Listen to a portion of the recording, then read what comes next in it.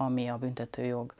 funkciója, hogy ugye a legbrutálisabb dolgokért a legkomolyabb büntetéseket adja. Ez ugye már megbukott, mert ugye a durva összegű állatvédelmi bírságok, a milliós állatvédelmi bírságok, azok ugye hol vannak az átlagos pár százezres bíróságok által kiszabandó pénzbüntetésektől, de most ettől tekintsünk el.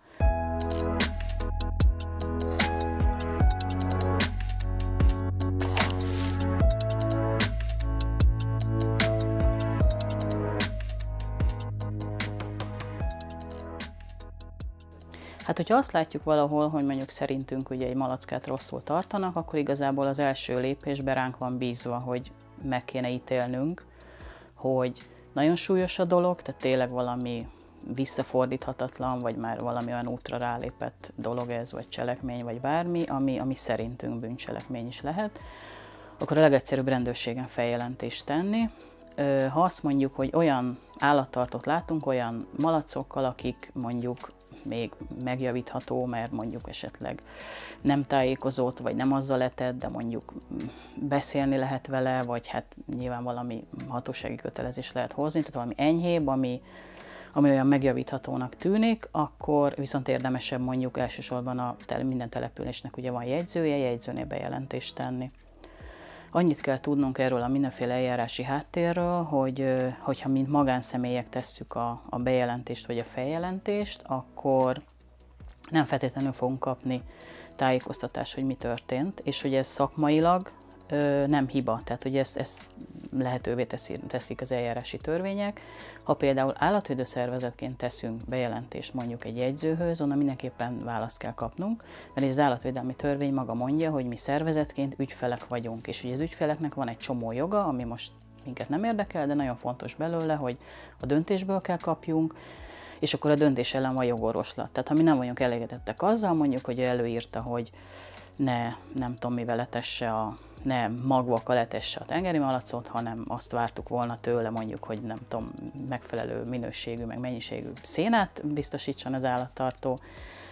és akkor mondjuk ő nem azt írta elő, hanem nem tudom, ezen túl most hülyeséget mondok, szilvával kell etetni a malacokat, akkor nyilván ugye van ellene jogorvoslat. Most ez jó hülye példa volt, de mindegy, tehát a példa szempontjából így jó volt. Tehát, hogy nem feltétlenül magánszemélyként nem feltétlenül fogunk kapni visszajelzést, hát örvendetes nyilván mindenki, gondolom én, hogy saját lakókörnyezetébe lép először, ha úgy érzi, hogy tényleg lépni kell, és akkor majd látja a változást, vagy nem.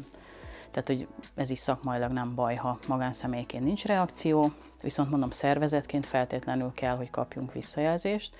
és hát ennek nagyon sok állatvédő szervezet egyébként nem örül, de hogy én mindig szoktam mondani jó tanácsként, hogyha van egy olyan szervezet, akit megtaláltunk és együttműködő, és meg tudjuk kérni, hogy kvázi a nevünkben tegyen egy ilyen bejelentést mondjuk, az sokkal jobb, mert ugye ő fog értesülni, hogy mi történt, és ugye akár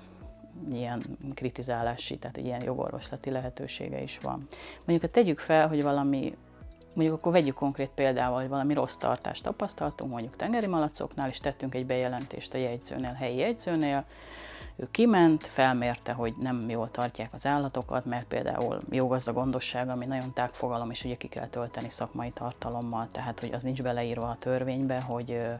így kell tartani a tengeri malacokat, meg úgy kell tartani a kutyákat, meg a macskákat, az sajnos ugye össze kell szedni. Tehát a szakmai ismereteket, ami mondjuk szerintem az internet korában nem egy nehéz, de nagyon régebben is nekem is voltak mindenféle ilyen kis szakirodalom, hogy ilyen kis vékony kis könyvek, hogy tartsuk a rágcsálónkat, meg ilyesmi.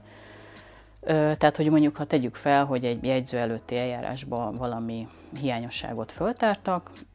akkor ő többfajta választási lehetősége van, mondjuk előírja az állattartónak, hogy miket kell megjavítani a X határidőn belül. Ha nem hajlandó megjavítani, vagy nagy a hiányosság, vagy nem tudom, úgy érzékeli, hogy most feltétlenül ki kell szabni mondjuk egy bírságot,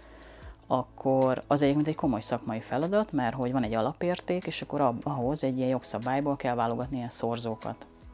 És végig kell venni, van 4 darab melléklete, 4 táblázat, és azt végig kell venni, végig kell nyálazni részletesen, hogy akkor milyen állat, meg az állattartót mi jellemzi, meg mondjuk ha állomány szintű, akkor milyen az állomány, mekkora részét érinti a hiányosság, meg tehát mindenféle hiányosságot össze lehet szedni, amik mellé mind vannak szorzók. És akkor ezeket a szorzókat összerakod, és ezzel megszorzod az alapértéket, ami nagyon érdekes a maga módján, mert hogy egyébként nem is kell, hogy sok állat legyen egyébként, és nem is kell annyira sok hiányosság,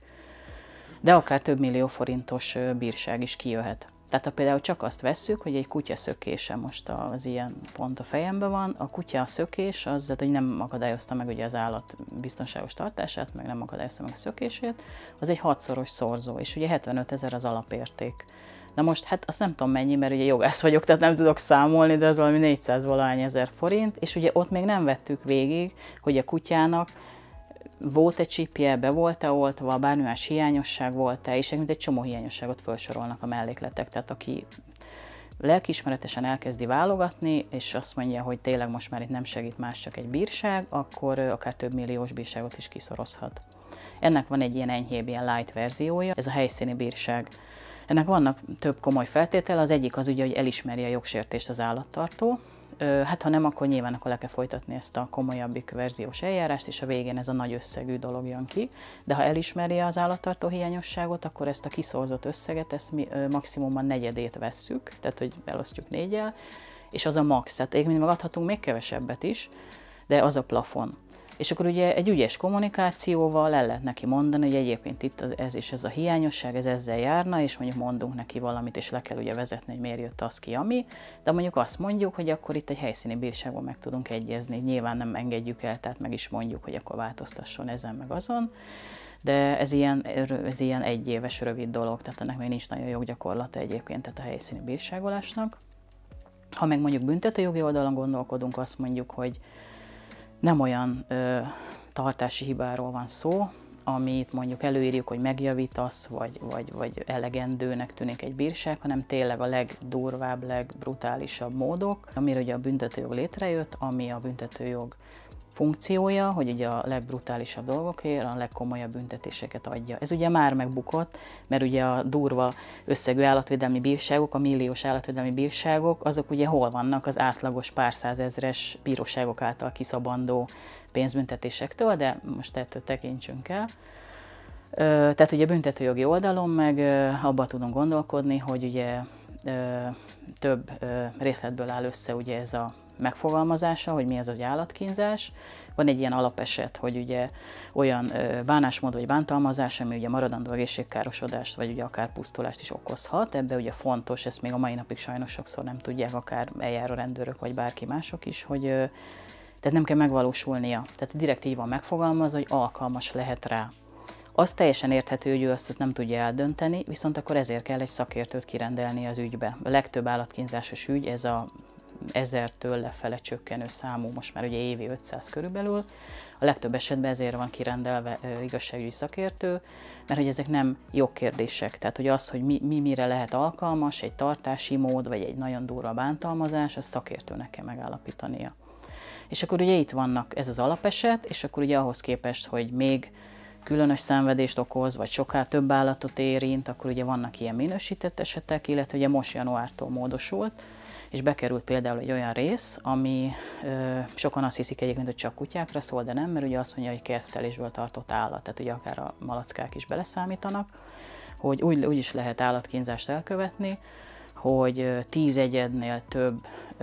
állat esetén anyagi haszonszerzés céljából a jó gazda gondosságát, hát most ugyan nem kimerítve, tehát ugye nagyon rosszul tartva követed el az állatkínzást. Tehát ez gyakorlatilag a szaporításnak valami fajta jogi megfogalmazása, és nem csak kutyára, hanem mindenféle ilyen hobbi állatra is szól. Tehát ugye valaki ebből él, hogy ilyen Putrifalván ilyen borzasztó körülmények közt mondjuk tart tengeri malacokat, és akkor őket eladja, de mondjuk nem figyel se a tartási körülményeikre, hát ugye olyan tenyésztési alapelvekről már ugye végképp nem beszélek, hogy lehet mindenféle ilyen genetikai beteg állatokat előállítani, akkor például őrá is ez az új januártól érvényes fordulat, ez alkalmazható. És ez a legdurvább, mert az alapeset az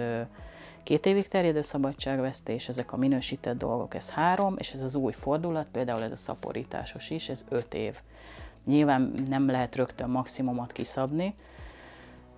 ha első bűncselekményes, ha 1000 milliók miatt, meg enyhítő körülmények, meg nem tudom mik állnak fönn, de egyébként akár borzasztó állapotú, szaporítós tengeri malacokból élő állattartó esetén is kerülhet valaki börtönbe.